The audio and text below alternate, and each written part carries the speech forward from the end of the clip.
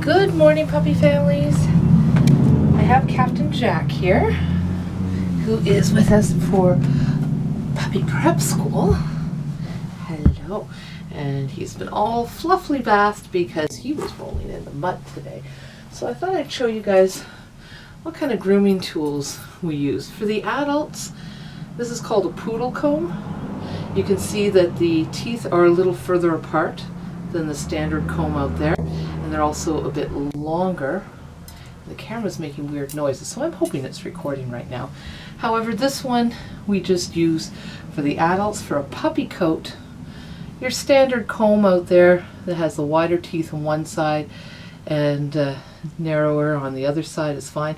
This one is missing a couple teeth. It's just because we've had it forever. This is usually the most economical one too. So he's had a bath, he's had well, he didn't have his fluff, so this is his just little fluff. And we just do that all over.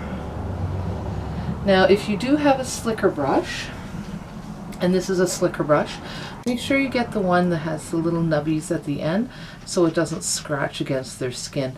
For this age and this length of coat, you won't really need a slicker. And the problem with a slicker is it gets the surface hair, but it doesn't get right down to the skin. And if you don't get down to the skin, then you're going to have mats. So we do a little line brushing, which means which means you're going to wiggle. So we do a little bit, a little bit. Oh, you want that side? Is that your good side? So just a little bit at a time, and then once it's all done, a little light back brush. Gives him that nice little fluff. Oh yes, I love the kisses. Good boy, good kisses. You trying to get a close up? I know the camera's making sounds. I'm hoping it's recording this.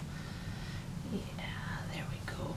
Gotta shave your face today too. And look at those fuzzy little paws. Fuzzy little paws.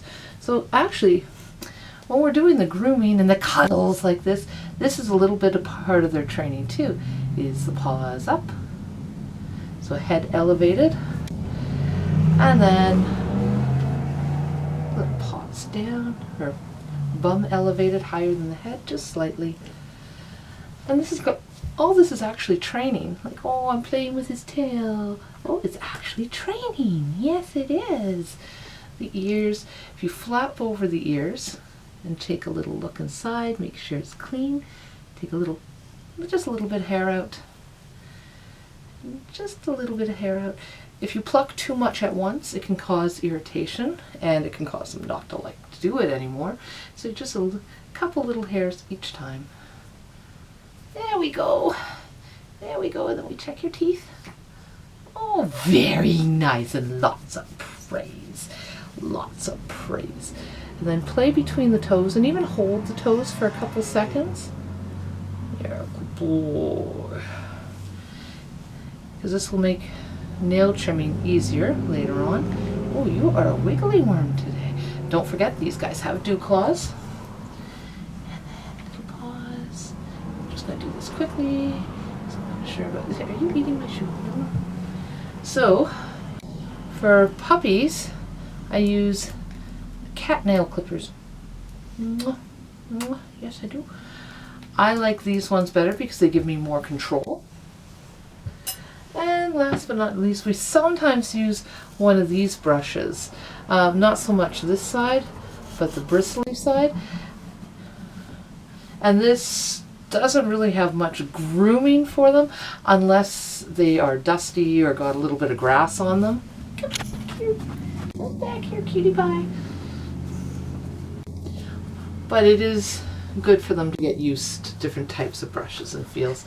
I know it. The camera's making noises. Oh, and there's something to chew. Yes. Yes. Oh, you're a good boy. And we finish every session with a little bit of love and cuddles. Yes, we do. Oh, yes. Boop. I got an extra little brush in there, did I? Yes, I did. Yes, I did. Oh, good boy. Okay. Okay, let's